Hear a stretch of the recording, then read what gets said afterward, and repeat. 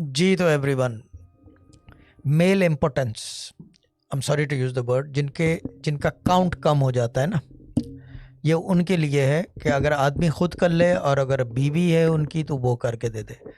छोटी चाय की चम्मच, उसके ऊपर यानी कि समझ लो आधे से थोड़ा कम शहद, आधे से थोड़ा कम, आधा नहीं, आधे से थोड़ा कम शहद पकड़ के चमचे में या खुद कर ले या बीवी कर ले, फूंक ही मारनी है। 19 दफ़ा बिस्मिल्लाहिर्रहमानिर्रहीम पढ़ लें। औरतें कर रही हैं तो मेक श्योर के पाक हो, मगर ये सिर्फ आदमी को करना है, यानी कि बिकॉज आदमी की बीमारी है ये।